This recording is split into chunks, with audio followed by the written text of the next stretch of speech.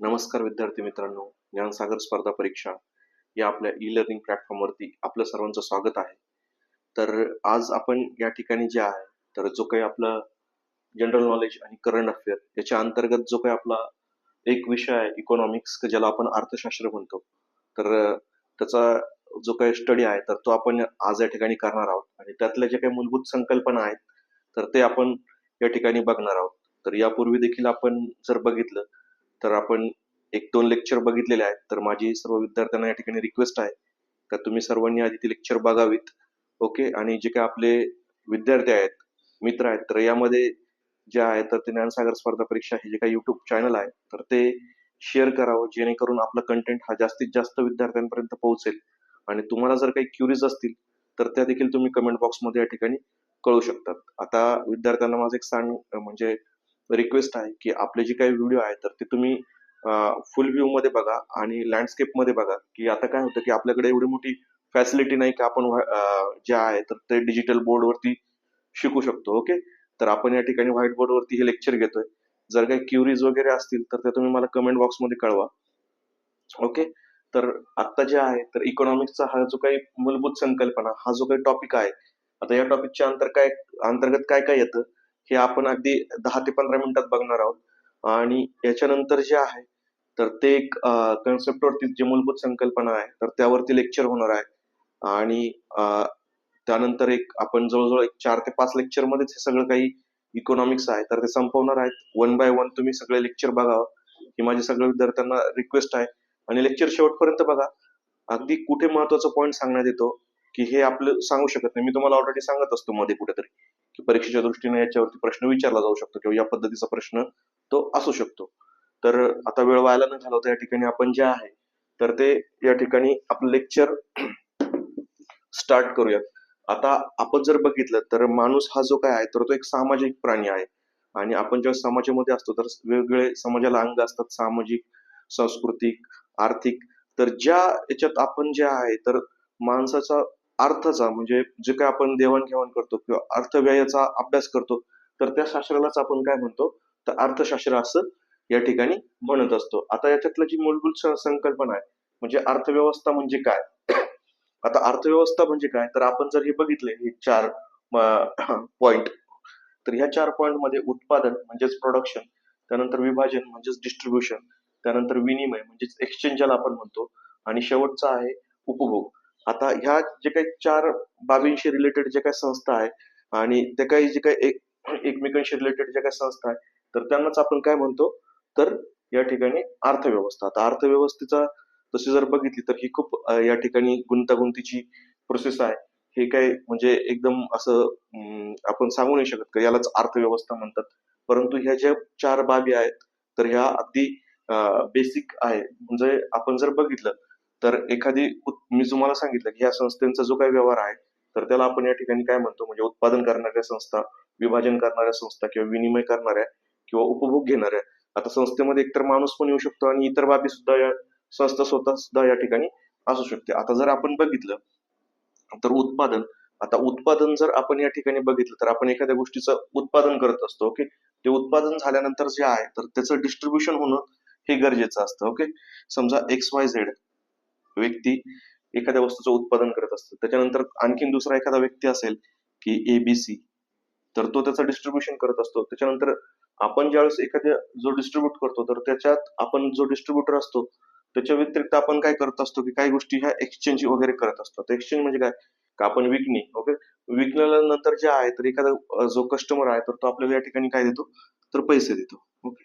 तर हे एक्सचेंज. आणि जी काही वस्तू आहे, तर ती वस्तू जो घेतो, तर तो त्याचं काय करतो, तर उपभोग करतो. आणि त्याच्या मोबदल्यात देखील त्याला काहीतरी हे भेटत असतं. तर ही जी काही गोष्ट आहे, तर ही या ठिकाणी जे आपण जर बघितलं, तर ती कन्झम्पशन मध्ये येते. आता आणि हे जे काही करणाऱ्या संस्था आहेत, तर त्याला आपण काय म्हणतो, तर अर्थव्यवस्था असं म्हणतो. आता ऍक्च्युली अर्थव्यवस्था म्हणजे ही खूप कॉम्प्लिकेटेड प्रोसेस आहे. तर ती एकाच उदाहरणात आपण किंवा याच्यातच समजू शकतो का, तर नाही. हे जस्ट त्याचं जे बेसिक होतं, की अर्थव्यवस्था म्हणजे काय, तर उत्पादन, विभाजन, विनिमय आणि उपभोग करणाऱ्या ज्या काही संस्था असतात, त्यांचे एकमेकांशी जे काही व्यवहार असतात, तर त्यालाच आपण काय म्हणतो, तर अर्थव्यवस्था या ठिकाणी म्हणतो. आता अर्थव्यवस्थेचे जे आहे, तर ते प्रकार. ओके. आता अर्थव्यवस्थेचे प्रकार कोणते आहेत, तर आपण जर बघितलं तर उत्पादक साधनांच्या मालकीनुसार, ओके, जे काही उत्पादक साधने आहेत तर त्यांची जी काही मालकी आहे की त्याच्यानुसार जे आहे तर त्या अर्थव्यवस्थेचे प्रकार पडतात दोन. तर उत्पादक साधनांच्या मालकीनुसार आणि विकासाच्या अवस्थेनुसार. आता अर्थव्यवस्थेचे दोन प्रकार म्हणजे कोणते? उत्पादक साधनांच्या मालकीनुसार आणि विकासाच्या अवस्थेनुसार. हे जे आहे तर हे अर्थव्यवस्थेचे दोन प्रकार आहे. आणि उत्पादक साधनांच्या मालकीनुसार जर बघितलं आपण तर त्यात आपले तीन प्रकार आहे. भांडवलशाही म्हणजे ज्याला आपण मुक्त अर्थव्यवस्था असं देखील म्हटलं जातं. त्यानंतर समाजवादी आणि मिश्र. आणि विकासाच्या अवस्थेनुसार जर बघितलं आपण तर विकसित आणि विकसनशील अर्थव्यवस्था. आता विकसित कसं आणि विकसनशील कसं ते देखील बघू. आणि वन बाय वन जे आहे तर ते भांडवलशाही अर्थव्यवस्था काय असते, सामाजिक आणि मिश्र काय असते, तर ते आपण या ठिकाणी बघूयात. आता भांडवलशाही अर्थव्यवस्था जर आपण म्हटलं तर या अर्थव्यवस्थेला आपण मुक्त अर्थव्यवस्था असं म्हणतो. आता मुक्त अर्थव्यवस्था म्हणजे कसं, तर या ठिकाणी आपण जर बघितलं तर भांडवलशाही अर्थव्यवस्थेमध्ये काय असतं की एखादा मालक असतो आणि तो जो काय आहे तर तो एखाद्या वस्तूची या ठिकाणी निर्मिती करत असतो. आता ती निर्मिती तो कशी करतो, तर तो स्वतःच्या फायद्यासाठी, त्याच्या वैयक्तिक फायद्यासाठी त्याला काहीतरी त्याच्यात नफा मिळेल, तर ह्या हिशोबाने तो त्या वस्तूची निर्मिती करत असतो. तर याचा सरकारचा कोणता हस्तक्षेप असतो का, तर नाही. कारण काय असतं की भांडवलदार तो स्वतः भांडवल गुंतवतो आणि त्याच्या हिशोबाने ती निर्मिती करतो. म्हणून याला मुक्त अर्थव्यवस्था असं देखील म्हटलं जातं. त्यानंतर जे आहे तर मी तुम्हाला ऑलरेडी सांगितलं की तो एक वैयक्तिक व्यक्ती आहे किंवा एखाद्या व्यक्तींचा ग्रुप आहे तर तो हस्तक्षेप विरहित म्हणजे अर्थव्यवस्था आपण याला काय म्हणतो की याच्यात कोणाचाही सरकारचा हस्तक्षेप नसतो. की सरकारचं असं काही म्हणणं नसतं की जे काही लोकोपयोगी वस्तू असतील किंवा गरीब वर्गातील वस्तू बनवा, तर असं काही त्यांचं सरकारचं यांच्यावरती कसलंही बंधन या ठिकाणी नसतं. तर म्हणून याला हस्तक्षेप विरहित अर्थव्यवस्था असं देखील, लेस फेअर किंवा नॉन इंटरव्हेशन म्हणजे याच्यात कोणाचाही हस्तक्षेप या ठिकाणी नसतो. आणि बाजार अर्थव्यवस्था, आता समजा एखादा भांडवलदार आहे तर तो कोणत्या वस्तू निर्माण करणार की जे लोकांना आवश्यक आहे, म्हणजे बाजारात ज्याची रिक्वायरमेंट गरजेची आहे तर ती वस्तू जो आहे तर तो भांडवलदार किंवा तो व्यक्ती बनवणार. म्हणूनच याला बाजार अर्थव्यवस्था असं म्हटलं जातं. आता आपण जर बघितलं तर आपल्याला प्रश्न कसा विचारला जातो एक्झामच्या दृष्टीनं की भांडवलशाही अर्थव्यवस्थेलाच टिंबटिंब अर्थव्यवस्था अशी म्हटलं जातं. तर त्यात एखादा यापैकी पर्याय दिलेला असेल की मुक्त अर्थव्यवस्था असं म्हटलं जातं. त्यानंतर हस्तक्षेप विरहित अर्थव्यवस्था किंवा बाजार अर्थव्यवस्था. आणि चौथा ऑप्शन असेल वरीलपैकी सर्व, तर त्याचं उत्तर असणार आहे वरीलपैकी सर्व. तर महत्वाचा आहे, याच्यावरती आपल्याला प्रश्न हा विचारला जाऊ शकतो. किंवा ऑप्शन मध्ये फक्त मुक्त भांडवलशाही अर्थव्यवस्थेलाच काय म्हटलं जातं, तर फक्त मुक्त अर्थव्यवस्था असेल आणि इतर त्या ठिकाणी जे आहे तर ते ऑप्शन असतील, तर आपलं उत्तर असणार आहे मुक्त मुक्त अर्थव्यवस्था. ओके. किंवा त्या ठिकाणी बाजार अर्थव्यवस्था असं जर दिलेलं असेल पर्यायामध्ये तर ते असेल, हस्तक्षेप विरहित असेल तर ते आपल्या ठिकाणी उत्तर होईल. त्यानंतर समाजवादी अर्थव्यवस्था.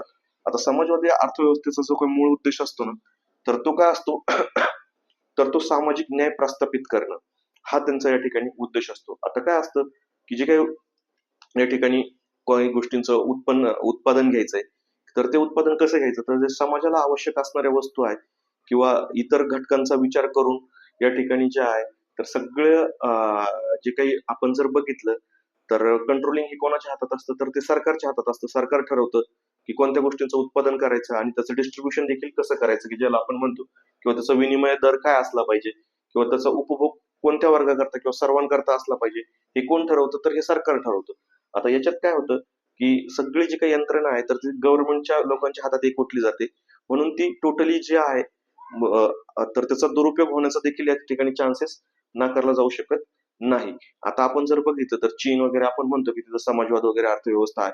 जरी चीनमध्ये या ठिकाणी समाजवादी अर्थव्यवस्था असली पण तरी आर्थिक दृष्ट्या जे आहे तर त्यांनी या ठिकाणी भांडवलशाही अर्थव्यवस्था या ठिकाणी स्वीकारलेली आपल्याला दिसते. तुम्ही वेगवेगळ्या न्यूज वगैरे बघा, त्यातनं तुम्हाला कळेल. आता भांडवलशाही अर्थव्यवस्थेचं पण जर आपण बघितलं तर तोटा काय, तर याच्यामध्ये देखील काय होतं की जो काही भांडवलदार आहे तर त्याचा मूळ उद्देश काय आहे, तर तो फक्त भांडवल म्हणजे पैसे कमावणं हा त्याचा मूळ उद्देश आहे. म्हणजे याच्या ठिकाणी जे आहे तर आपण जर बघितलं तर जे काही गरीब लोक असतील किंवा इतर लोक असतील तर त्याचा याला फायदा होईल का, किंवा तो जो काही आवश्यक वस्तू आहे समाजाकरता तर तो ह्या ठिकाणी बनवेल का, तर नाही. ओके. तर ह्यासारखे काही यांचे डिसएडव्हान्टेजेस पण आहे. आता त्याही पुढच्या अर्थव्यवस्था आपण जर बघितलं तर उत्पादक साधनांच्या मालकीनुसार, तर त्यात मिश्र अर्थव्यवस्था. आता मिश्र अर्थव्यवस्थेमध्ये जे आहे तर जे काही भांडवलशाहीतली दोष मी तुम्हाला सांगितले की जसं एका जो व्यक्ती आहे तर तो जे काही मार्केटची रिक्वायरमेंट आहे तर त्यानुसार उत्पादन न करता त्याच्यात सरकार त्याला काहीतरी गाईडलाईन्स करून जे आहे तर ते जी समाज उपयोगी वस्तू आहे की सगळ्या लोकांना आपण म्हणू शकतो की सामान्य न्याय प्रस्थापित होईल या हिशोबाने सरकारचं थोडंफार इंटरव्हेन्शन असतं. आणि समाजवाद म्हणजे जे समाजाला आवश्यक आहे, जे ऑलरेडी मी तुम्हाला सांगितलंय की सामाजिक न्याय प्रस्थापित करण्यासाठी म्हणजे त्या वस्तू सगळ्यांना भेटल्या पाहिजे, त्याचं विनिमय कसं झालं पाहिजे, सगळ्यांमध्ये झालं पाहिजे. तर ही जी काय दोन्हीचे जे काही दोष आहे तर ते दोष बाजूला सारून भांडवलशाही आणि समाजवाद यांचा जो काही मिळून जी अर्थव्यवस्था तयार झाली तर तिला मिश्र किंवा संमिश्र अर्थव्यवस्था असं आपण या ठिकाणी म्हणतो. आता महत्वाचं आहे, भारताची जी काही अर्थव्यवस्था आहे ना तर ती कोणती आहे तर ती संमिश्र अर्थव्यवस्था आहे. आता आपण जर बघितलं तर काही प्रकल्प जे आहेत ते जे महत्वाचे आहेत तर ती कोणाच्या हातात आहे तर ती भारत सरकारच्या. समजा आपण जर बघितलं तर बीपीसीएल कंपनी असेल, आयओसीएल असेल, टेलिकॉम सेक्टरच्या काही टेलिकॉम आपले सेक्टरची कंपनी असेल किंवा इतर ज्या काही कंपन्या आहेत, इंडियन ऑइल कंपनी असेल किंवा विजेच्या संदर्भात ज्या काही कंपन्या आहेत तर त्या कोणाच्या आहेत तर त्या कोणाच्या मालकीच्या आहेत तर त्या सरकारच्या मालकीच्या आहेत. आणि काही जर आपण बघितलं कंपन्या तर ह्या भांडवलशाही म्हणजे आपण भांडवलदारांच्या हातात आहे. म्हणजे या ठिकाणी जर आपण बघितलं तर आपण कोणत्या अर्थव्यवस्थेचा स्वीकार या ठिकाणी केला की जे गरजेचं आहे ते सरकारच्या हातात आणि जे इतर वस्तू आहेत तर ते भांडवलदारांच्या हातात. अशा दोन्ही मिळून या ठिकाणी आपण वाव दिलाय. म्हणून आपल्या अर्थव्यवस्थेत भारताची जी काही अर्थव्यवस्था आहे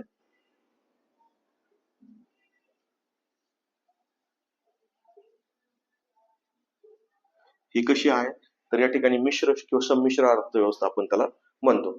आता अर्थव्यवस्थेचे क्षेत्र, आता अर्थव्यवस्थेचे आपण जर क्षेत्र बघितलं, महत्वाचा पॉईंट आहे हा पण, तर दोन, व्यवसायानुसार आणि मालकीनुसार. ओके. तर आता व्यवसायानुसार जे काही क्षेत्र आहे तर त्याच्यात प्रायमरी म्हणजे प्राथमिक क्षेत्र, त्याच्यानंतर याला प्रायमरी, सेकंडरी, टर्शरी असे आपण या ठिकाणी म्हणत असतो. ओके. क्वाटर्नरी, कॉर्नरी म्हणजे पंचक असे हे वेगवेगळे व्यवसायानुसार क्षेत्र आहे. तर आता याच्यात आपल्याला हे व्यवसायानुसार आहे आणि इकडे जे आहे तर ते मालकीनुसार म्हणजे सार्वजनिक. जसं आपलं भांडवलशाहीत जो काही मालकी जी आहे तर ती एखादी सॉरी सामाजिक अर्थव्यवस्थेसारखं तर ही सार्वजनिक म्हणजे मालकी असते की जी सर्वांची गव्हर्नमेंटची प्रॉपर्टी आपण ज्याला म्हणतो. तर त्या पद्धतीने खाजगी क्षेत्रात वैयक्तिक म्हणजे भांडवलशाही सारखी आणि संयुक्त क्षेत्रात जे आपण जर बघितलं खाजगी आणि सार्वजनिक यांचा दोघांचाही या ठिकाणी मिलाप असतो. आणि सहकार हे जर बघितलं आपण तर खाजगी क्षेत्रासारखंच एक क्षेत्र आहे, पण सहकार क्षेत्रामध्ये काय असतं की या ठिकाणी वेगवेगळे जे लोक आहेत तर त्यांचा ग्रुप मिळून ते एखादं जे आहे तर ते उत्पादन घेत असतात किंवा त्यांच्या फायद्यासाठी जे आहे तर तो या ठिकाणी कारखानदारी असेल तर ती चालवत असतात तर त्याला आपण सहकार क्षेत्र असं म्हणतो. तर याच्यात आपल्याला जास्त करून क्वेश्चन नाही विचारले जात. बट आपण जर बघितलं तर व्यवसायानुसार अर्थव्यवस्थेचे क्षेत्र म्हणजे कोणतं, प्राथमिक क्षेत्र तर ज्याला आपण ऍग्रिकल्चर अँड अलाइड सेक्टर या ठिकाणी म्हणतो. आता प्राथमिक क्षेत्रात काय असतं, आता ऍग्रिकल्चर जर आपण बघितलं तर शेतीशी रिलेटेड जे काही प्रोडक्शन असेल किंवा आपण शेती करत असो, मत्स्य व्यवसाय असेल, त्यानंतर जे काही उत्खनन असेल तर उत्खननामध्ये लोह खनिजाचं उत्खनन असेल किंवा कोळसा असेल किंवा इतर काही वस्तू तर हे कशात आले तर ऍग्रिकल्चर अँड अलाइड सेक्टरमध्ये. आता मी तुम्हाला पुन्हा सांगतो की जी शेती क्षेत्राशी रिलेटेड उत्पन्न जी काय असतील ती वन उत्पादने देखील त्याच्यात असतील. त्यानंतर जर आपण बघितलं वन उत्पादन झाली, त्याच्यानंतर शेतीमध्ये निघणारे जे काही उत्पादन असेल तर ते, त्यानंतर जर बघितलं आपण खाणकाम क्षेत्र, आता याच्यात लोह खनिजाचं आपण खाणकाम करत असतो, त्यानंतर कोळसा, दगडी कोळसा वगैरे असेल तर त्याचं उत्खनन करत असतो. तर ही जी काही काम आहे तर ती प्राथमिक क्षेत्रात येतात. आता द्वितीय क्षेत्रामध्ये जे आहे तर कोणते काम येतात तर जे काही प्राथमिक क्षेत्रातली जी काही उत्पादन होणाऱ्या वस्तू आहेत तर त्याच्यावरती प्रक्रिया होऊन जे काही वस्तू निर्माण होतात तर त्या कशात येतात तर त्या द्वितीय क्षेत्रामध्ये येतात. आणि तृतीय क्षेत्रामध्ये जे आहे तर आपण द्वितीय क्षेत्राला या ठिकाणी बघितलं की इंडस्ट्री सेक्टर म्हणजेच काय, प्राथमिक क्षेत्रातल्या ज्या काही वस्तू आहेत तर त्याच्यावरती प्रक्रिया होऊन काय होते द्वितीय क्षेत्र. समजा आपण जर बघितलं तर पाणी पुरवठा. ओके. पाणी पुरवठा देखील तृतीय क्षेत्रात येतं. तर अशी काही उदाहरणं आहेत की आपल्याला शंका येते की ही कोणत्या ह्याच्यात आहे. तर आपण पुढे मी लिहून देतो की प्राथमिक क्षेत्रात काय काय आहे, द्वितीय क्षेत्रामध्ये एक काय काय, म्हणजे त्याच्यावरून तुम्हाला एक जनरल टेंटेटिव्ह आयडिया येऊन जाईल. कारण विषय असा आहे की आपल्याला एक्झाममध्ये डायरेक्टली विचारलं जातं की प्राथमिक क्षेत्रात खालीलपैकी कोणत्या व्यवसायाचा समावेश होतो किंवा द्वितीय क्षेत्रात कोणत्या व्यवसायाचा समावेश होतो. आता तृतीय क्षेत्र बघितलं आपण तर तृतीय क्षेत्रालाच या ठिकाणी काय म्हटलं जातं तर सर्व्हिस सेक्टर. आता प्रश्न कसा विचारला जातो की इंडस्ट्रियल सेक्टरलाच जे आहे तर व्यवसायानुसार कोणत्या किंवा तृतीय क्षेत्रात कोणता व्यवसाय येतो तर आपल्याला या ठिकाणी सांगावं लागेल की इंडस्ट्रियल जे आहे तर ते द्वितीय व्यवसाय क्षेत्रात येतं. त्यानंतर तृतीय व्यवसाय क्षेत्रालाच काय म्हटलं जातं, तर त्याला म्हटलं जातं सर्व्हिस सेक्टर. असे प्रश्न विचारले जातात. त्याच्यात काय तृतीय क्षेत्र, तर सेवा क्षेत्र. आता जर आपण जर बघितलं तर मी शिकवतोय, ही काय देतोय, मी एक सेवा देतोय. ओके. त्यानंतर आपण जर तृतीय क्षेत्रात बघितलं तर दवाखाने असतील तर ते एक सेवा देतात, किंवा इतर काही कंपन्या जे काही सेवा देणार आहेत तर ते सगळे जे आहे तर ती सेवा क्षेत्र येतात. आता चतुर्थ क्षेत्र म्हणजे काय, तर बौद्धिक क्षमतेचा वापर. आता जे आपण जर बघितलं तर रिसर्च अँड डेव्हलपमेंट डिपार्टमेंट बऱ्याच ह्याच्यात असतात संस्थेमध्ये. तर ते जे येतात तर ते चतुर्थ क्षेत्रात, म्हणजे या ठिकाणी जे आहे तर ते बुद्धीचा वापर या ठिकाणी करावा लागतो. तर हे जे काही क्षेत्र आहे तर त्याच्यात ते कोणत्या कोणत्या याच्यात येतात, तर ते चतुर्थ क्षेत्रामध्ये. आता त्याचं उदाहरण आपण जे आहे तर वन बाय वन मी तुम्हाला लिहून देणारच आहे, ते फक्त तुम्ही लक्षात ठेवा, किंवा ते एक्सप्लेन करतो मी तुम्हाला पुन्हा. आणि पंचक्षेत्र म्हणजे सर्वोच्च स्तरावरील निर्णय प्रक्रिया. आता समजा एखादं विद्यापीठ असेल, त्याच्यावरती एखादं संचालक त्याच्यावरती संचालक वगैरे असतात, तर ते जे काही निर्णय घेतात, किंवा एखादा खाजगी संस्था असेल किंवा सरकारी संस्था असेल, त्याच्यात संचालक किंवा वरिष्ठ पातळीवरची लोक जी काय आहे तर ती या ठिकाणी निर्णय घेतात, आणि त्याचा जो इफेक्ट आहे तर तो समाजातील सर्व स्तरांवर होत असतो. म्हणून याला सर्वोच्च स्तरावरील निर्णय प्रक्रिया म्हणतो. आता काही तज्ञ आहे ना, जे चतुर्थ क्षेत्र आहे तर त्याचाच पार्ट हा पंचक्षेत्र हे मानत असतात. तर आता आपण या ठिकाणी जे आहे तर प्रथम क्षेत्रात काय, द्वितीय क्षेत्रात कोणते, तृतीयच्यात कोणते, चतुर्थ क्षेत्रात कोणते आणि पंचक्षेत्रात कोणते, हे मी तुम्हाला या ठिकाणी फक्त लिहून देतो. ओके.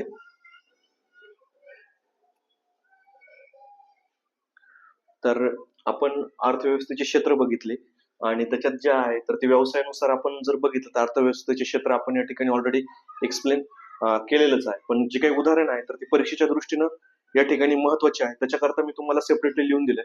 प्रत्येकाने हे नोट डाऊन करायचं किंवा त्याचा स्क्रीनशॉट काढायचा आहे. त्याच्यात जर काही प्रॉब्लेम असेल तर या ठिकाणी कमेंट बॉक्समध्ये तुम्ही मला सांगू शकता. आता अर्थव्यवस्थेचे प्रकार आपण व्यवसायानुसार, प्राथमिक क्षेत्र जर बघितलं व्यवसायानुसार आहे, हे जे अर्थव्यवस्थेचे क्षेत्र आहे तर ते कशानुसार आहे, व्यवसायानुसार. असं प्राथमिक क्षेत्र तर आपण ऑलरेडी सांगितलं, म्हणजेच काय प्रायमरी सेक्टर. त्याच्यात काय येतं, कृषी व संलग्न म्हणजे ऍग्रिकल्चर अँड अलाइड सेक्टर. आता आपण जर बघितलं तर याच्यात काय असतं जनरली, नैसर्गिक साधन सामग्रीशी संबंधित व्यवसाय जर आपण बघितलं तर ते कशात असतात, तर प्राथमिक क्षेत्रात असतात. की ज्याच्यात पशुसंवर्धन आलं, मत्स्य व्यवसाय आलं, तुमचं रेशीम उत्पादन झालं, तर इत्यादी गोष्ट. त्याच्यात जंगल संपत्ती असेल, तुमचं खाणी व खनिज उत्पादन असतील. आता खनिजे किंवा खाणी उत्पादन जे आहे तर याच्यात म्हणजे कोळसा खाणी असतील किंवा पेट्रोलियम ही जी काही आहे तर ही खनिज आहे, किंवा लोह खनिज आहे, तर इत्यादी यांचे जे काही खाणकाम असेल तर ते कशात येतं, तर ते या ठिकाणी आपण जर बघितलं तर प्राथमिक क्षेत्रात येतं. आता प्राथमिक क्षेत्राच्या ज्या काही गोष्टी आहेत तर त्याच्यावरतीच प्रक्रिया कशात केली जाते, तर सेकंडरी सेक्टरमध्ये, ज्याला आपण उद्योग क्षेत्र असं म्हणतो. आता आपण जर बघितलं तर आपल्याला प्रश्न असाही विचारला जातो की प्राथमिक क्षेत्रात काय असला या ठिकाणी जे आहे तर तो समावेश होतो, तर ते होतं कृषी व संलग्न क्षेत्र, आणि इतर देखील ऑप्शन या ठिकाणी असणार आहेत. आता सेकंडरी सेक्टर जर आपण बघितलं तर प्रश्न असा विचारला जातो की जो काही द्वितीय क्षेत्र आहे किंवा सेकंडरी सेक्टर आहे तर यालाच काय म्हणून संबोधले जाते, तर वेगवेगळ्या त्या ठिकाणी ऑप्शन असतात की सेवा क्षेत्र असेल, उद्योग क्षेत्र असेल, किंवा कृषी व संलग्न क्षेत्र असेल, किंवा संशोधन व विकास क्षेत्र असेल, तर त्याला काय म्हटलं जातं द्वितीय क्षेत्राला, तर तो उद्योग क्षेत्र. आता उद्योग क्षेत्रामध्येच जे आहे तर ते काय आहे, तर कारखानदारी असेल, तुमचं बांधकाम असेल, वीज निर्मिती असेल, पाणी पुरवठा असेल, सॉरी, तर इत्यादींचा समावेश कशात होतो, तर तो उद्योग क्षेत्रात होतो. आता तृतीय क्षेत्र म्हणजे टर्शरी सेक्टर, ज्याला आपण सर्व्हिस सेक्टर म्हणतो. सेम प्रश्न इथे विचारला जाऊ शकतो की सेवा क्षेत्राचा जो काही समावेश आहे तर तो कशात होतो, तर तो तृतीय क्षेत्र. आता आपण जर बघितलं तर प्रायमरी आणि सेकंडरी यांना जे काही सर्व्हिस देण्याचं काम जर आपण जर बघितलं तर तो कोणतं क्षेत्र करत असतं, तर ते तृतीय क्षेत्र आहे की ज्याच्यात संरक्षण असेल. आता व्यापार जे काही प्रायमरी जे काही क्षेत्र आहे तर त्यातल्या वस्तूंवरती प्रक्रिया होऊन काय होतं, प्रक्रिया कशात होते, तर ते सेकंडरी क्षेत्रात होते, म्हणजे द्वितीय क्षेत्रात. आणि त्याचाच या ठिकाणी व्यापार केला जातो. आणि व्यापार कशात येतो, तर ते सर्व्हिस सेक्टरमध्ये येतं, किंवा वाहतूक असेल त्या मालाची, जे काही कारखानदारी माल किंवा कच्च्या मालाची, म्हणजे त्या दोन क्षेत्रांमध्ये दुवा साधण्याचं काम कोण करतं, तर हे तृतीय क्षेत्र. असाही प्रश्न आपल्याला या ठिकाणी विचारला जाऊ शकतो. त्याच्यानंतर दळणवळण असेल, की आपण व्यापारासाठी किंवा कामासाठी इतरत्र किंवा दळणवळण या ठिकाणी करत असतो, तर हे महत्वाचं आहे. त्याच्यानंतर चतुर्थ क्षेत्रात म्हणजेच क्वार्टरनरी सेक्टर, तर याच्यात काय असतं की संशोधन व विकास किंवा माहिती तंत्रज्ञान, आपलं जे IT म्हणतो आपण, किंवा सॉफ्टवेअर विकास, तर याचा समावेश जर आपण बघितला तर तो कशात होतो, तर तो क्वार्टरनरी सेक्टरमध्ये. त्याच्यानंतर पंचक्षेत्र म्हणजेच त्याला आपण कॉर्नरी सेक्टर म्हणतो, की जे highest level of decision making body असते, की समजा एखादं सरकारमध्ये असेल, त्याच्यानंतर विज्ञान विद्यापीठ असतील किंवा गैर सरकारी संस्था असतील, तर त्याच्यात स्तरीय एक संचालक किंवा अधिकारी असतात, ते निर्णय घेत असतात आणि त्याचा इम्पॅक्ट जे आहे तर त्या वेगवेगळ्या गोष्टींवरती या ठिकाणी पडत असतो. ओके. तर काही जे काही तज्ञ आहे तर ते पंचक्षेत्राला चतुर्थ क्षेत्राचा या ठिकाणी भाग हा मानत असतात. याच्यात पंचक्षेत्रावरती नाही, पण ह्या 3 याच्यावरती आणि 4थ्या याच्यावरती प्रश्न या ठिकाणी एक्झाम मध्ये आपल्याला बघायला मिळू शकतो. तर निश्चितपणाने तुम्हाला हे लेक्चर आवडलं असेल तर लाईक करा आणि जे काही आपलं ज्ञानसागर स्पर्धा परीक्षा चॅनल आहे तर ते वेगवेगळ्या मित्रांमध्ये या ठिकाणी शेअर करा. थँक्यू.